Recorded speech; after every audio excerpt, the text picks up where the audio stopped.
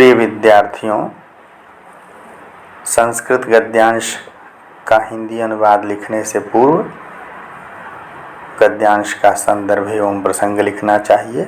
संदर्भ इस प्रकार से होगा कि प्रस्तुत गद्यांश हमारी पाठ्यपुस्तक संस्कृत गद्य भारती के विश्व कवि रविंद्र शीर्षक पाठ से अवतरित है। उसके पश्चात प्रसंग लिखना चाहिए कि प्रस्तुत गद्यांश में विश्व कवि रविंद्रनाथ टैगोर के सांस्कृतिक क्षेत्र में एवं दूसरे क्षेत्रों में भी योगदान का वर्णन किया गया है। गद्यांश इस प्रकार से है। सांस्कृतिक क्षेत्रे संगीत विधासु नृत्य विधासु च सह नूतनां शैलीं प्राकटयत्। सांस्कृतिक क्षेत्र अर्थात सांस्कृतिक क्षेत्र में संगीत विधासु संगीत की विधाओं में, नृत्य विधासु च और नृत्य की विधाओं में, संगीत विधासु नृत्य विधासु इन दोनों में सप्तमी बहुवचन है, इसलिए अर्थ होगा संगीत की विधाओं में एवं नृत्य की विधाओं में। विधा का अर्थ प्रकार होता है, तो संगीत की विधाओं में और नृत्य की विधाओं में सह उन्होंने अर्थात विश्व कवि रविंद्र ने नूतनाम शैलीं प्राकटयत्, नवीन शैली को प्रकट किया, नई शैली आविष्कृत की। उन्होंने संगीत विधाओं में भी और नृत्य की विधाओं में नई शैली को जन्म दिया। सा शैली रविंद्र संगीत नामना ख्यातिम लभते। सा शैली वह नई शैली रविंद्र संगीत नामना नाम से, यह तृतीया एक वचन का रूप है नामन शब्द का, तो नामना नाम से ख्यातिम लभते, ख्याति को प्रसिद्धि को लभते प्राप्त करती है। तो जिस नई शैली को रविंद्र ने जन्म दिया वह शैली रविंद्र संगीत नाम से प्रसिद्ध है। एवं इसी प्रकार से नृत्य विधासु नृत्य विधाओं में परंपरागत शैली अनुसरता अनेन शिल्पिना नवीना नृत्य शैली आविष्कृता। परंपरागत शैली का अनुसरण करते हुए अनेन शिल्पिना इन शिल्पी के द्वारा, इन शिल्पकार रविंद्रनाथ टैगोर के द्वारा, यहाँ अनुसरता अनेन शिल्पिना तृतीया एक वचन के रूप है, ये कर्मवाच्य का वाक्य है, इसलिए अर्थ इस प्रकार से हो रहा है कि एवं इस प्रकार से नृत्य विधासु नृत्य की विधाओं में परंपरागत शैली का अनुसरण करते हुए अनेन इन शिल्पी के द्वारा नवीना नृत्य शैली आविष्कृता, नई नृत्य शैली आविष्कृत की गई। अर्थात नृत्य की विधाओं में जो पहले से बांग्ला नृत्य की शैली चली आ रही थी, परंपरागत शैली चली आ रही थी, उसका अनुसरण करते हुए इन्होंने उसमें अपनी मौलिकता प्रकट करते हुए एक नई नृत्य शैली को जन्म दिया। अन्य क्षेत्रेष्वपि शिक्षाविद रूपेण नवीनानां विचाराणां सूत्रपातो विहितः। अन्य क्षेत्रेषु अपि, यहाँ ऊ का वह हो गया है, यहाँ संधि है, इको यहाँ सूत्र से।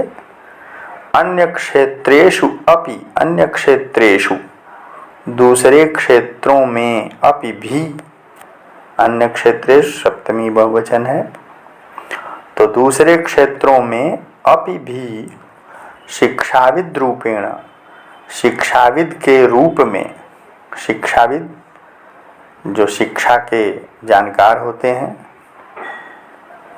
शिक्षा शास्त्री होते हैं, शिक्षा कैसे दी जानी चाहिए, शिक्षा का उद्देश्य क्या होता है, किस प्रकार से शिक्षा दी जाए,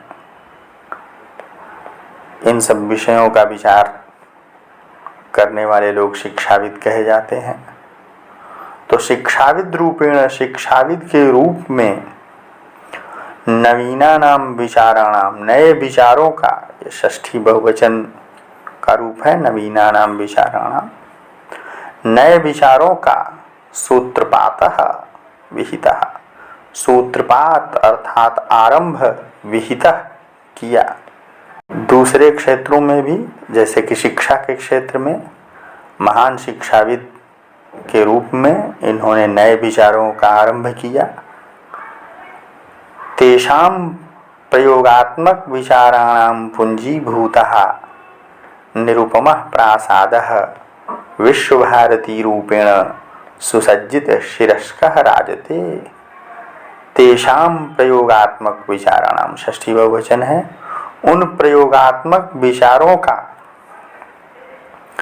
जो विश्व कवि रविन्द्रनाथ टैगोर के विचार थे, वे बड़े ही व्यावहारिक थे। इसलिए लेखक कहता है कि उन प्रयोगात्मक विचारों का पूंजीभूत, एकत्रित, निरुपम, अतुलनीय, इसकी कोई उपमा न हो, ऐसा प्रासाद, ऐसा महल, भवन, विश्व भारती रूपेण, विश्व भारती के रूप से, या विश्व भारती के रूप में, संस्कृत में तृतीया विभक्ति एक वचन का रूप है, तो विश्व भारती रूप से सुसज्जित शिरस्कः, शोभित शिर वाला, राजते, विद्यमान है। विश्व कवि रविन्द्रनाथ टैगोर के जो विचार थे वो बड़े प्रयोगात्मक, व्यावहारिक थे, और उनका पूंजीभूत अतुलनीय प्रासाद विश्व भारती के रूप में, विश्व भारती विश्वविद्यालय के रूप में शोभित शिर वाला, अर्थात जिसकी बहुत प्रतिष्ठा है, ऐसा वह विश्व भारती विश्वविद्यालय राजते, विद्यमान है, आज भी है। यत्र, जहाँ की आश्रम शैल्याः नवीन शैल्या साकं समन्वयो वर्तते, जहाँ जिस विश्व भारती विश्वविद्यालय में आश्रम शैल्याः, आश्रम शैली का, षष्ठी बहुवचन है, स्त्रीलिंग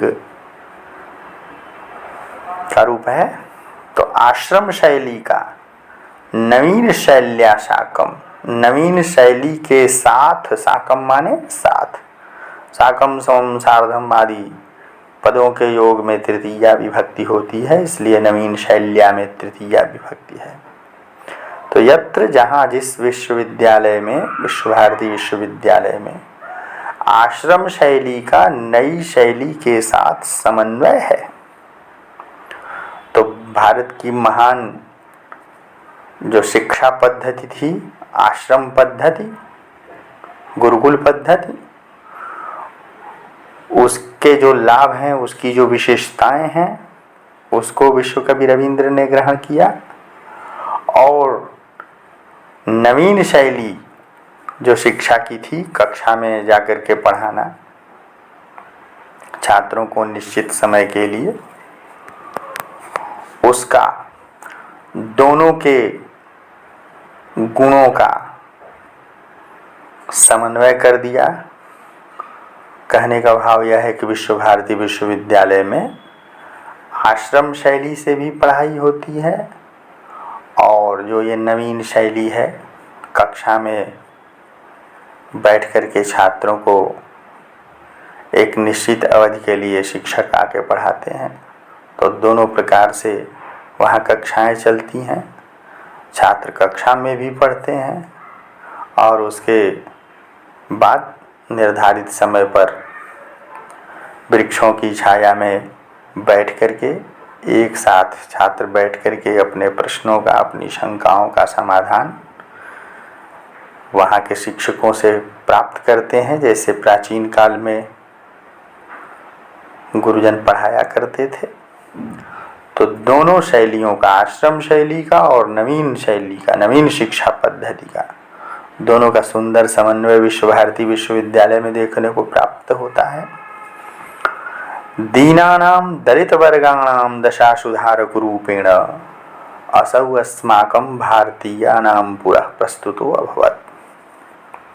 उपर्युक्त योगदानों के अतिरिक्त लेखक का कहना है कि दीनानाम दलित वर्गाणाम, दोनों में षष्ठी बहुवचन है इसलिए का अर्थ होगा दीनों, गरीबों एवं दलित वर्गों के दशा सुधारक के रूप में असौ वे रविन्द्रनाथ टैगोर अस्माकं भारतीयानाम, हम भारतीयों के पूरा सामने प्रस्तुतः अभवत्, प्रस्तुत हुए।